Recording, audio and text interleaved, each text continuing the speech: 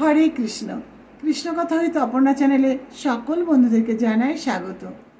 বাড়ির কাছে মন্দির থাকা শুভ না অশুভ, বাস্তুশাস্ত্রে কি বলছে জেনে নিন। বাস্তুশাস্ত্রে উল্লেখ আছে বাড়ির কাছে মন্দির থাকা শুভ অশুভ উভয়ই হতে পারে। তাই বলবো, ভারতীয় সংস্কৃতিতে মন্দির একটি গুরুত্বপূর্ণ স্থান। এটি কেবলমাত্র আমাদের আধ্যাত্মিক শক্তি দেয় তা নয়, আমাদের মানসিক শক্তিও দান করে। তাই বাস্তুশাস্ত্রে উল্লেখ আছে বাড়ির কাছে মন্দির থাকা শুভ অশুভ উভয়ই হতে পারে, তবে এটি সম্পূর্ণভাবে নির্ভর করছে দিক, অবস্থান এবং উচ্চতার উপর। বাস্তুশাস্ত্রে উল্লেখ আছে যদি মন্দিরটি বাড়ির কাছে বা সামনে উত্তর বা পূর্ব দিকে অবস্থিত হয় তাহলে এটি শুভ বলে বিবেচিত হবে।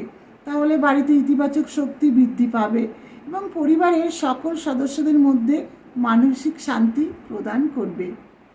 বাস্তুশাস্ত্রে এটাও বলছে মন্দিরটি যদি খুব বড় না হয় তাহলে এটি শুভ বলে মনে করা হবে, এবং যদি মন্দিরটি ধর্মীয় কার্যকলাপের জন্য শুধুমাত্র তৈরি হয় তাহলে এটি ইতিবাচক শক্তি প্রদান করবে।